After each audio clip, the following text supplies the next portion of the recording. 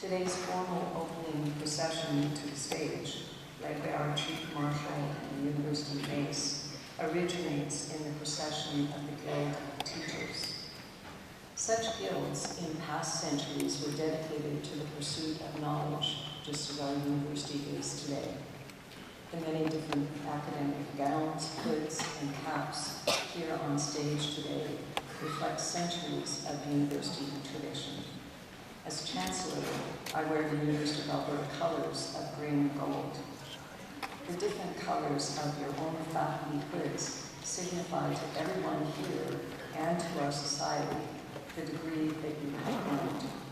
Your caps, those Oxford-style mortarboards, may be considered a symbol of the scholars' independence.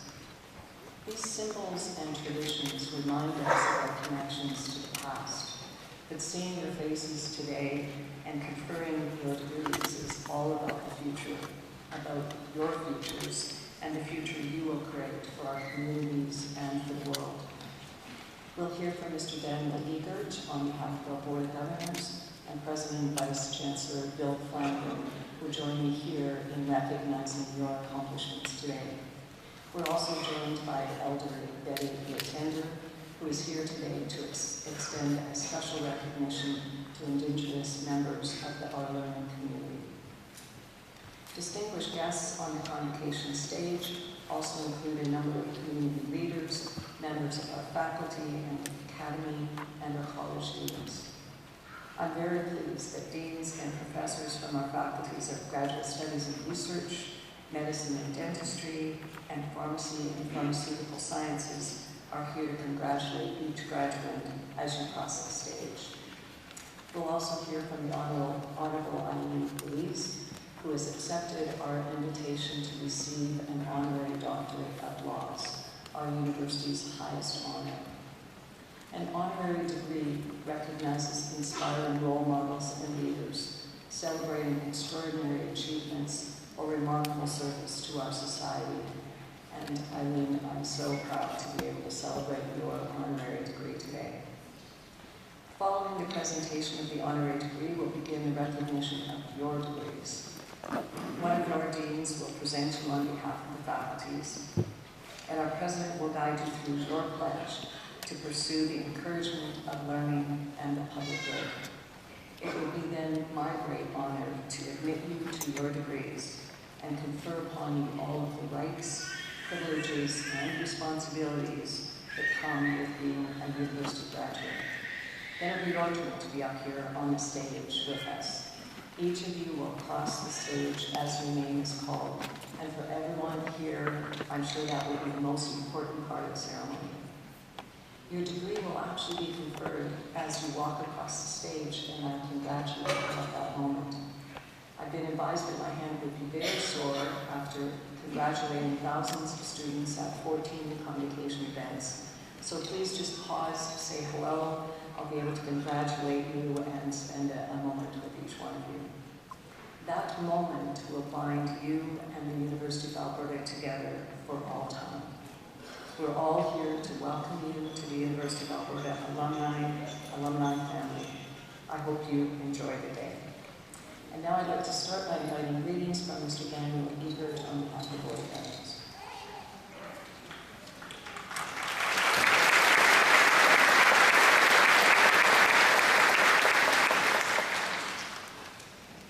Chancellor Garrity, President Flanagan, distinguished guests, graduates, families, and friends, good morning.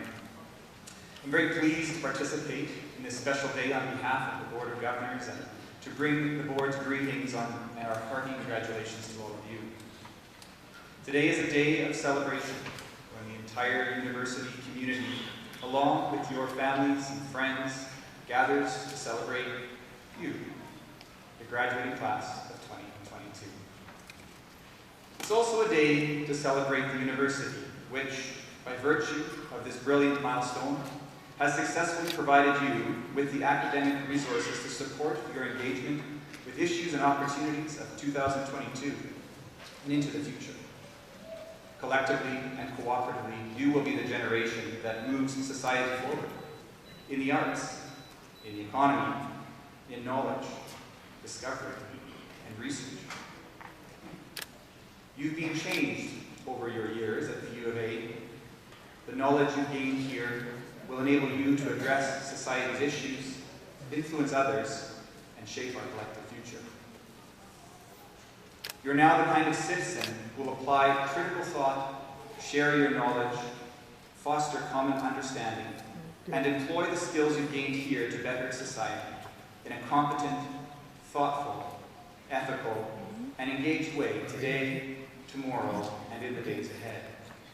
Our most heartfelt congratulations to you, your families, your friends, and supporters. We're very proud of you, savor your success, enjoy today, and we wish you all the very best for the future. Thank you.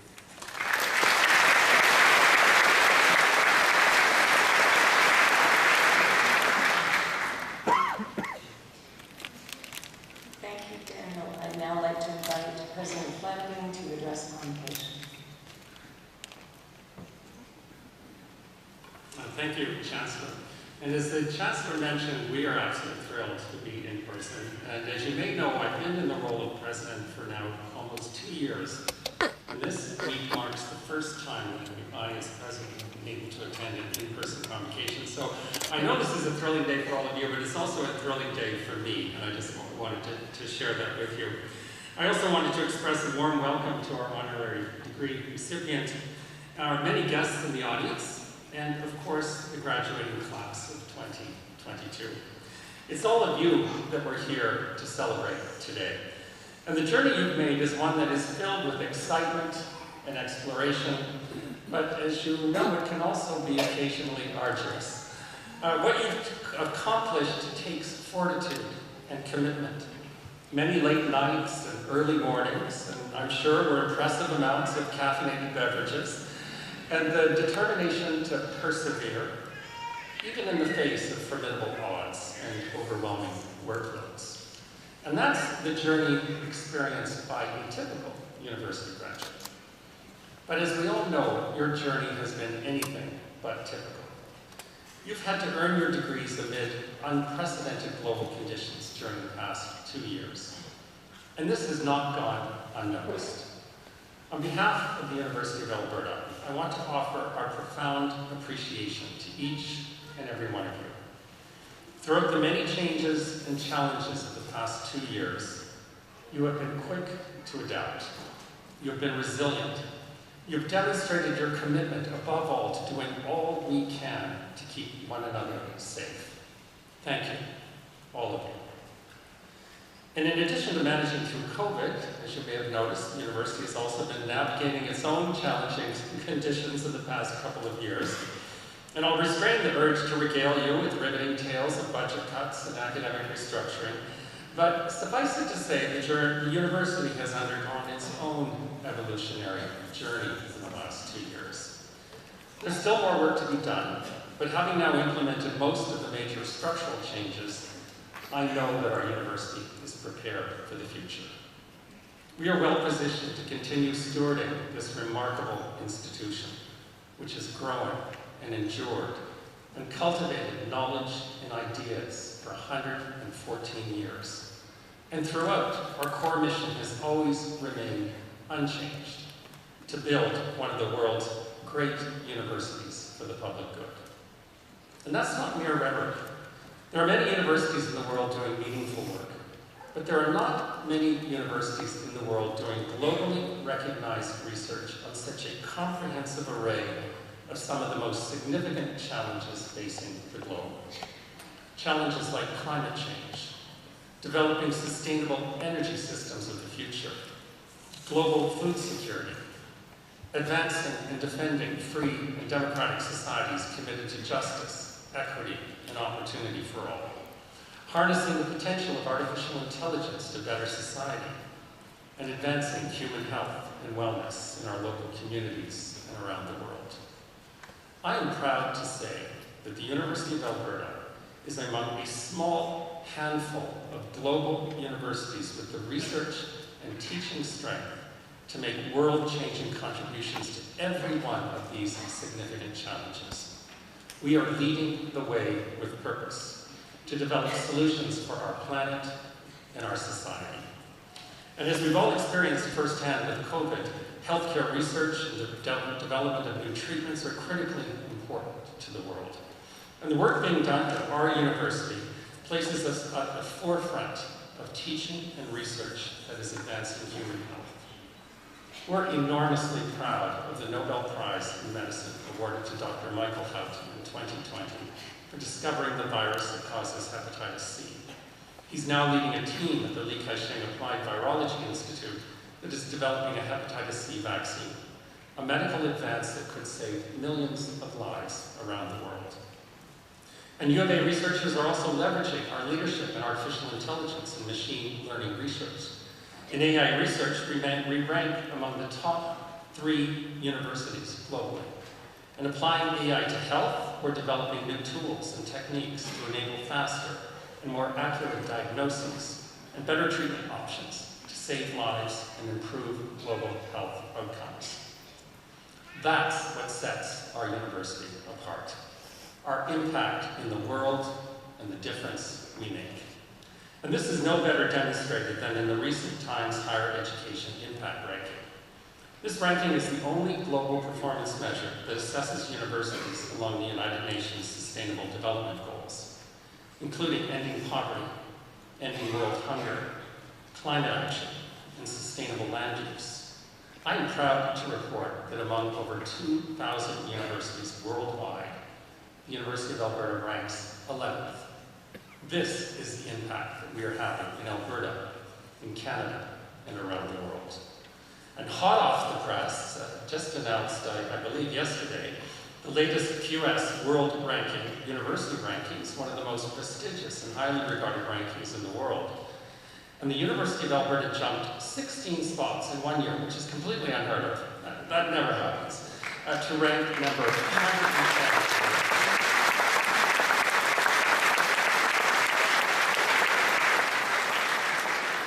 This places us among the top 8% of the world's universities, a powerful measure of our reputation and our impact around the globe.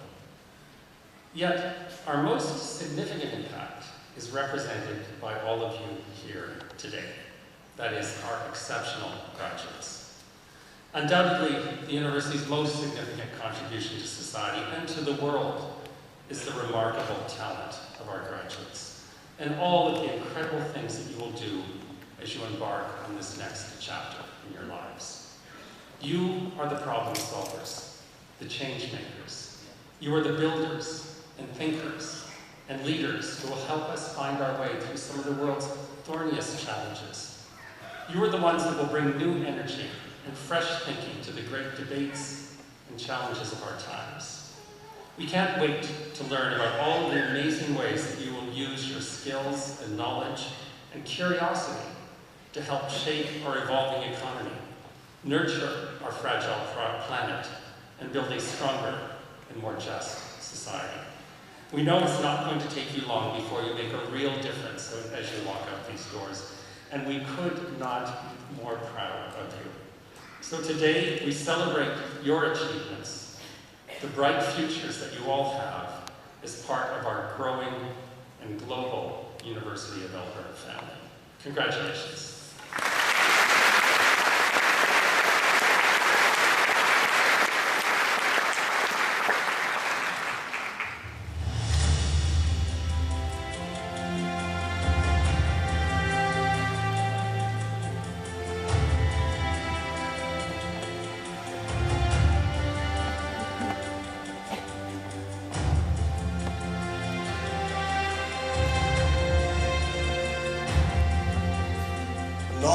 Shall not be the concern of scholars alone. The uplifting of the whole people shall be its final goal. They inspire us all with their brilliance, creative force, and fervent desire to make the world a better place.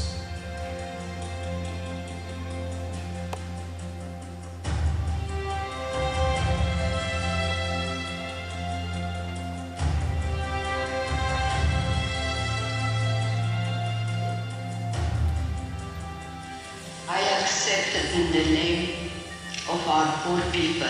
Dream your dreams. it is possible to have a new kind of world. Those who receive an honorary degree from the University of Alberta set the highest standards of dedication and excellence for students and for society at large.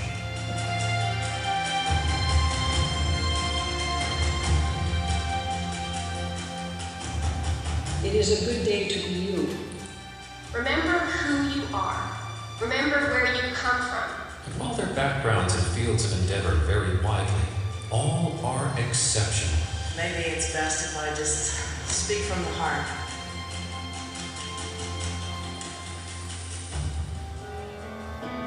I will remember you. Will you remember me?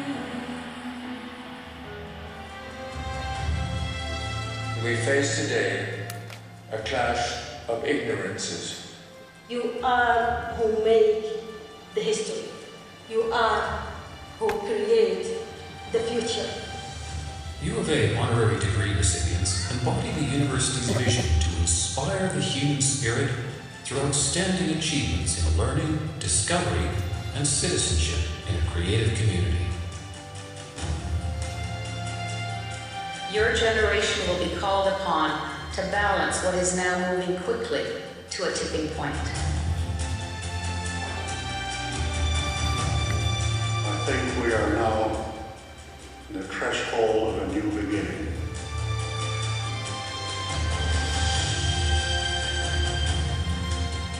It is a spirit that is building one of the world's great universities for the public good.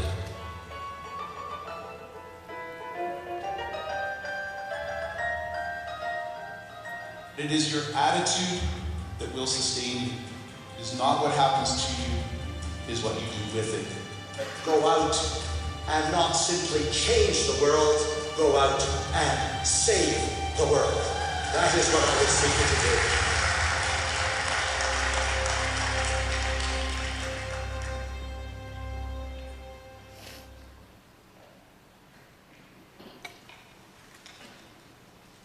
Eminent Chancellor, on behalf of the Senate of the University of Alberta, it is my privilege to introduce the Honourable Justice Eileen Gillese for the conferral of an honorary degree of Doctor of Laws, our institution's highest honour.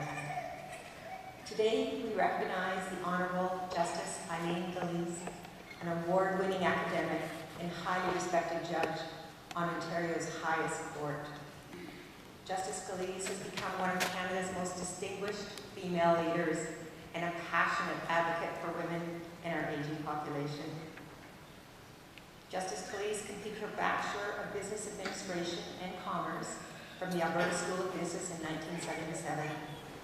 An exceptional student, Justice Gillese was the first woman at the University of Alberta to be awarded a Rhodes Scholarship at Oxford University.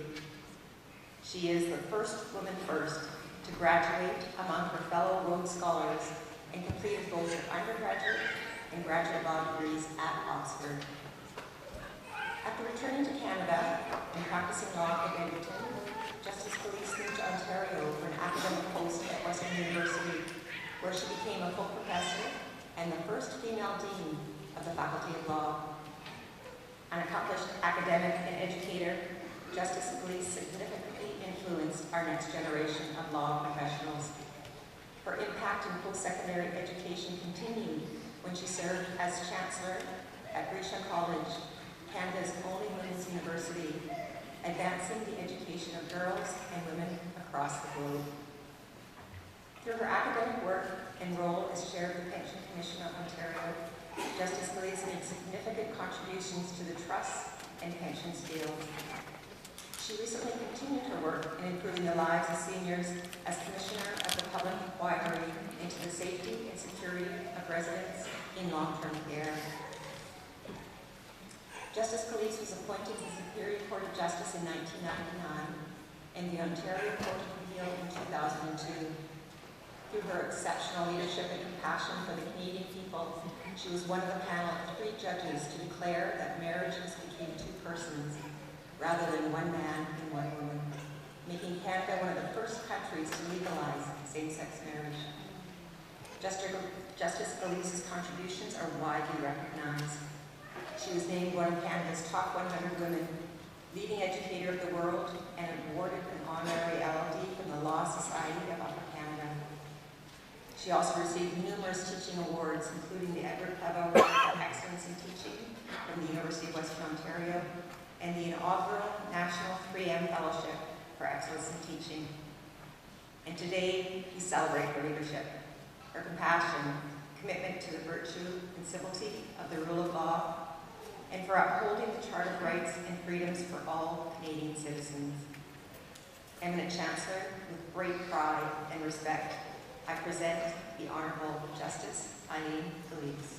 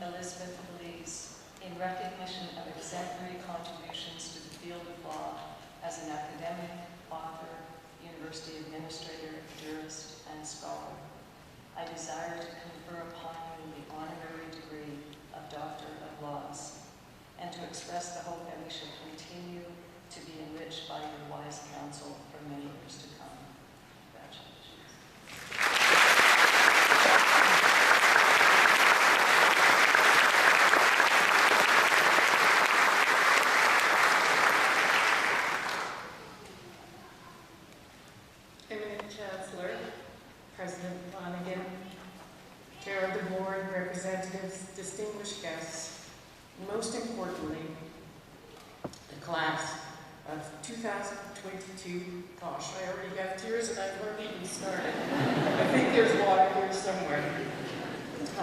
Thank you for your understanding. So, I was congratulating the class of 2022 of the faculties of medicine and dentistry, and pharmacy, and pharmaceutical sciences, and I also salute your loved ones. Thank you. Oh my goodness. we do have water. I tell you, it's a trick. You cannot cry and drink water at the same time. So get ready, because I will be drinking a lot of water.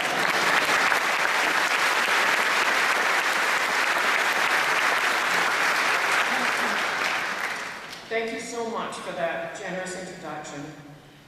To say I'm humbled to receive an honorary doctorate from the University of Alberta, my alma mater, is an understatement. Whatever success I have enjoyed in my career is a reflection of the education that I received at this university. Graduates, when I was preparing for today, I asked myself many times, what can I usefully share with you? After all, you and I are in very different disciplines. Your training is in healthcare, whereas mine is in law. However, while our fields of study differ, they give us an important shared privilege. Our university education has given us the privilege of helping people when they are at their most vulnerable. But, as you already well know, with that privilege comes heavy responsibility. So today, you are flushed with enthusiasm and energy, and rightly so. It is a major accomplishment that you are celebrating today with you. But over time, you must ask yourselves whether that enthusiasm and energy will be diminished because of the weight of your responsibilities. And I say to you, not necessarily. There are strategies that can enable you to fulfill your responsibilities with grace, with energy, and with courage for decades to come. And that's what I'd like to talk to you about today. Because there are 4 strategies that I have acquired over my career, strategies that have enabled me to remain passionate about my work, and indeed to be fueled by that work, even 40 years into it. So here's the first strategy that I invite you to consider. This is a brand new stage of your lives. Until now, your primary occupation has been as a student, and the rhythm of your life was that of a student, a year at a time, broken by a summer recess. But today you stand on the cusp of your career, and with that you begin a new stage of your lives. Your perspective is no longer a year. It should be 40 years.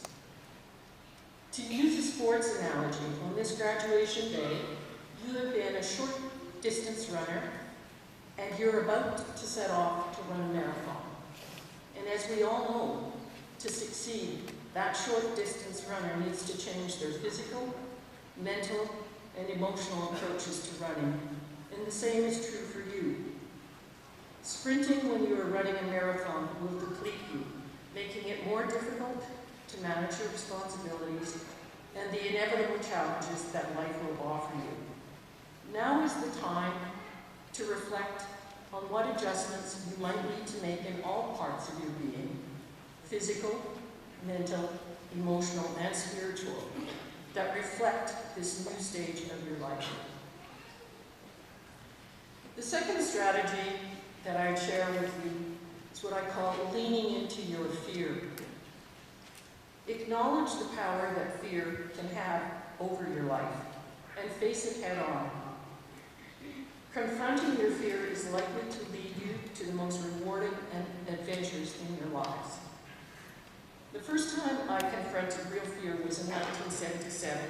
You heard that I got a Rhodes Scholarship to go to Oxford. And I was going to Oxford to study law after having studied business here. By the time I got to Oxford, I was absolutely convinced I could not succeed at Oxford University. I had a business degree, which at Oxford at that time was seen as very poor preparation for the study of law. I had never lived outside of Alberta, much less on another continent. I had no real understanding of post-secondary education. Neither of my parents had gone on to any form of post-secondary education, including a university. And I hadn't even met a real lawyer, so I had no idea what I was doing there. So I could have turned around and come right back home to Alberta, and trust me, I contemplated that. But instead, I leaned into my fear and I carried it on. Imagine how diminished my career and my life would have been had I yielded to fear in 1977. But be warned, fear doesn't disappear with age.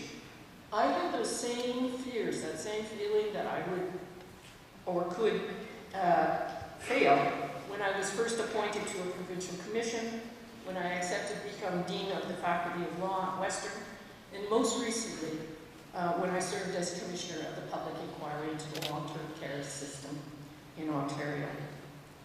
You do have the power to make a difference over the next 40 years. But you need to know yourselves. You need to recognize when you're responding out of fear, and instead of yielding to fear, lean into it.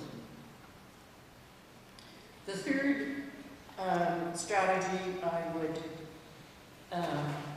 suggest that you consider as you start this new phase of your lives is the importance of how you end your day. Shortly after I was appointed to the Court of Appeal, a seasoned colleague of mine asked me, "How do you end your day, Eileen?" And I actually had no answer because every day is different, right? She told me that she ended each day by knitting. So really, that was my real answer. This was a laser-sharp criminal prosecutor before she went to the bench. Really? Knitting? And she said, yeah, knitting lets me clear my day, my mind and spirit each evening, so I'm ready for the next day. It actually took me several years to understand the wisdom and importance of my colleagues' insight that day. Clearing your mind each evening is an absolutely essential tool to mental health and balance. It promotes better sleep, it increases your energy, it actually literally frees up headspace.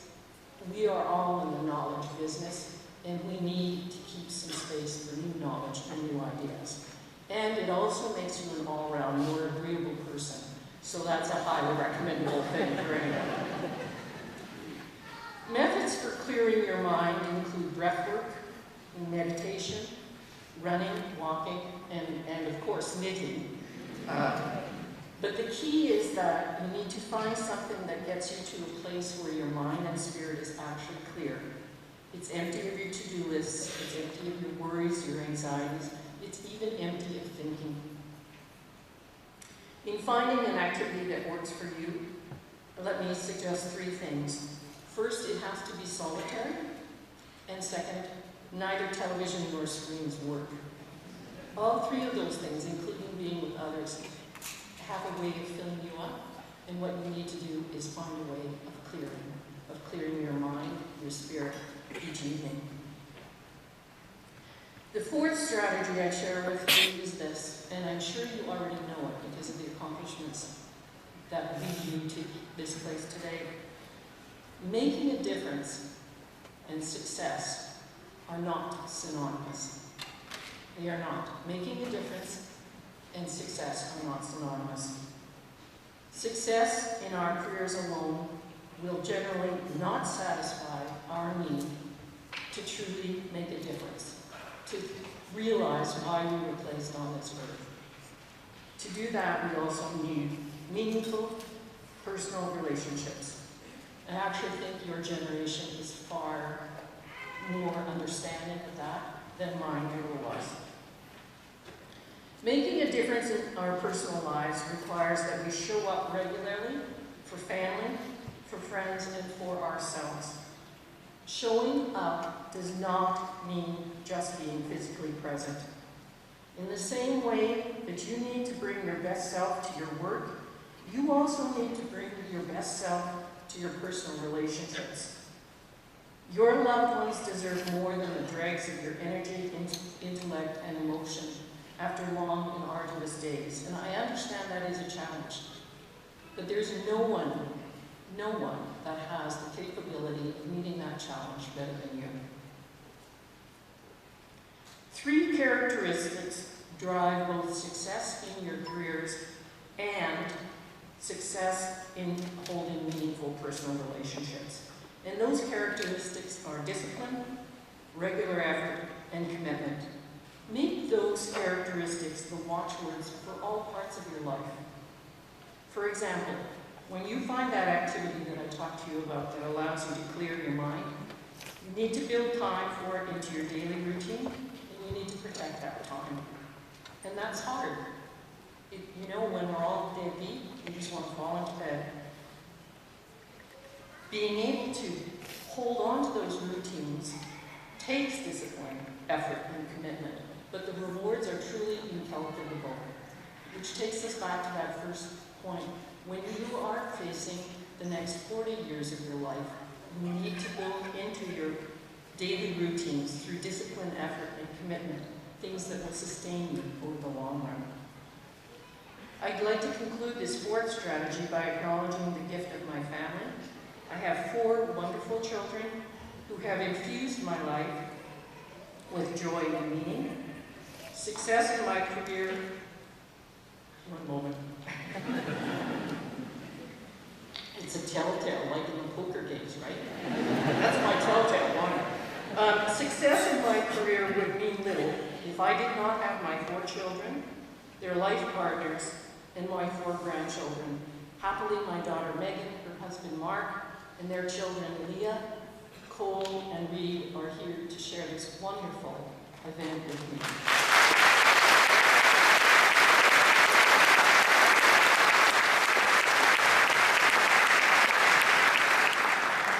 The University of Alberta, through its graduates, has made significant contributions to Alberta, Canada, and beyond. I know that each of you, the members of the class of 2022 in medicine and dentistry, in pharmacy and pharmaceutical sciences, will carry on that tradition, and you truly will make a difference over the next 40 years. Good luck, have fun, and thank you so very much.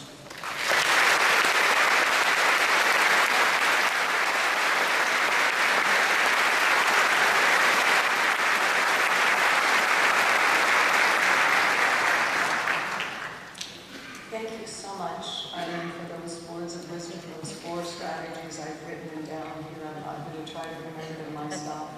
And I have to say, honestly, from the bottom of my heart, as a woman, as a grandmother of two amazing young women, I just want to say thank you. You are an inspiration for many generations of especially young women to come. Thank you. And I'd like to ask you to come up here and sign the University of Northern.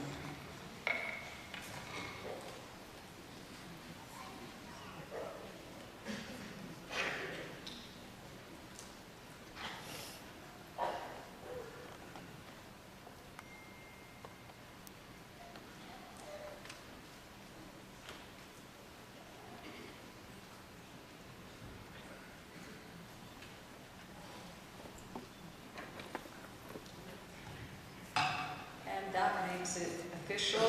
You are now a member of the University of Alberta class of 2022. Welcome to the family.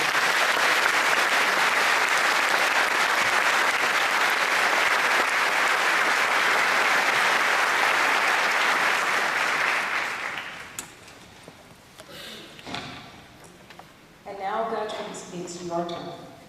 As the name of each graduate is called to cross the stage, I will formally admit you to your degrees and will have an opportunity to congratulate you.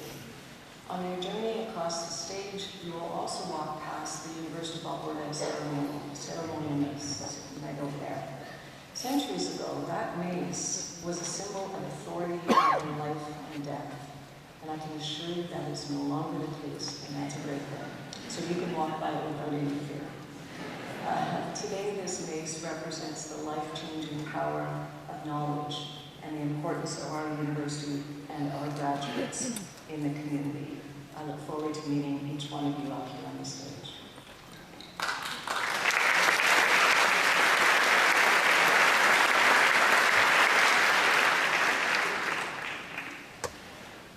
The candidates for degrees will please rise if you are able.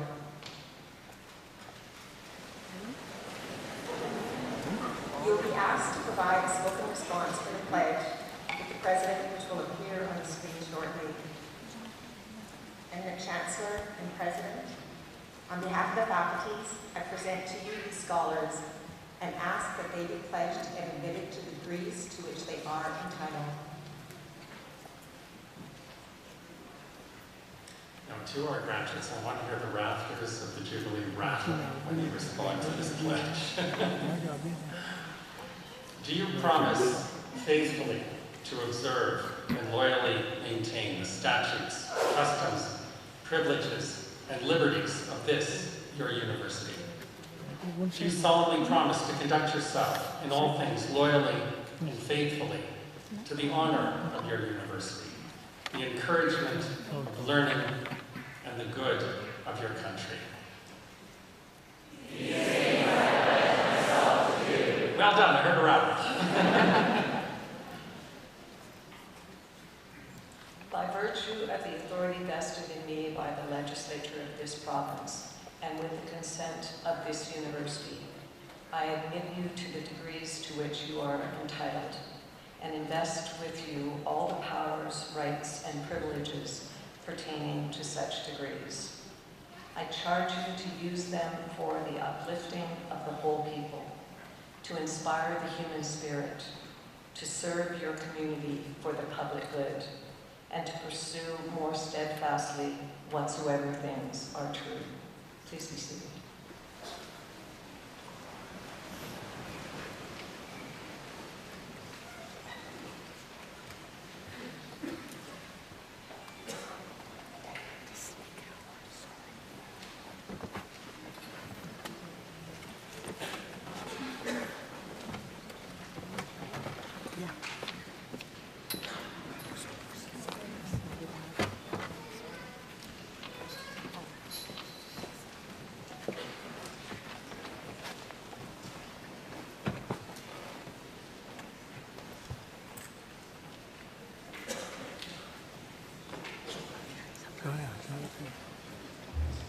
Madam Chancellor, on behalf of Professor Brenda Hemmelgarn and Professor Brooke Milne, I present the following graduates for degrees in the Faculty of Medicine and Dentistry and the Faculty of Graduate Studies and Research for the degree of Doctor of Philosophy. thấy rồi.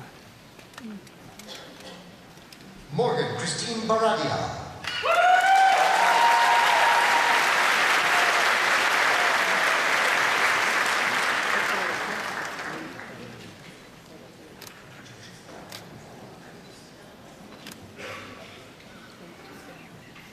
Douglas Wilson Brown.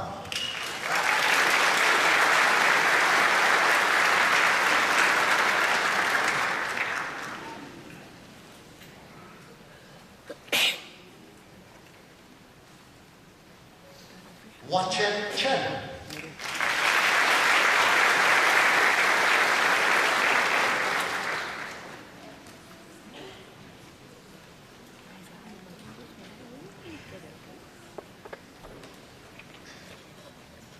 Brayden Kyle Chow.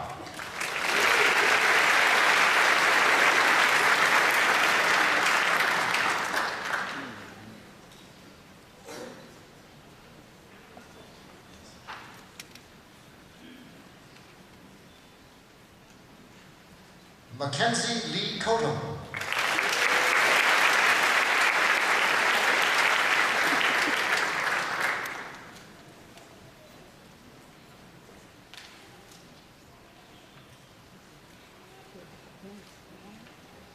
Jacqueline Judith Crossman.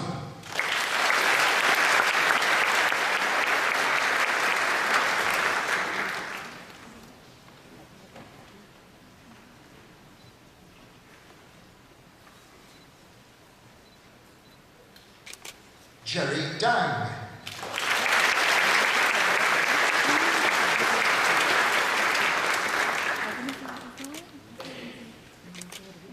Farah Hisham Alal.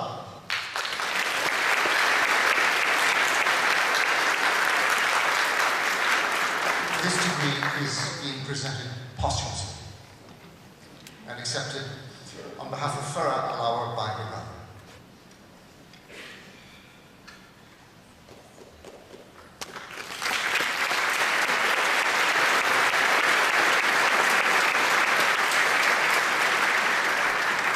Brandon Evanhauer.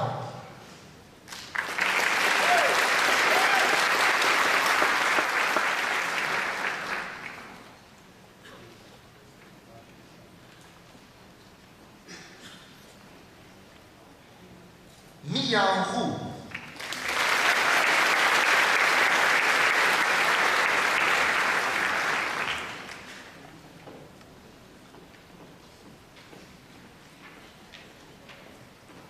Matia Kodai.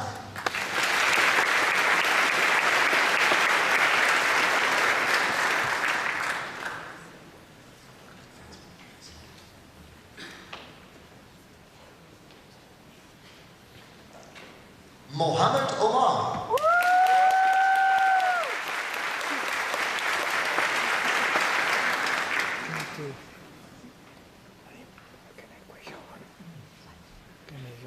Faisal bin Rashid.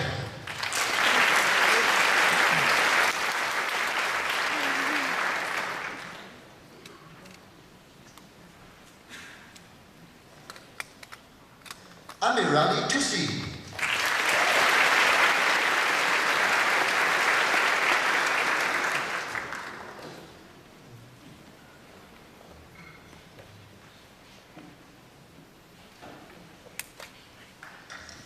Eminent Chancellor for the degree of Master of Science, Kritika Bali.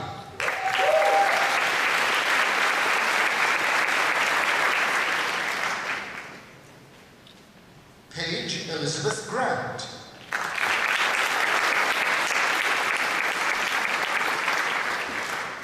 Amanpreet Kaur.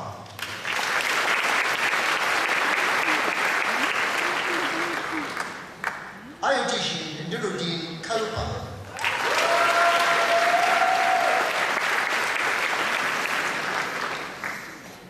Jeffrey Dean McDonald.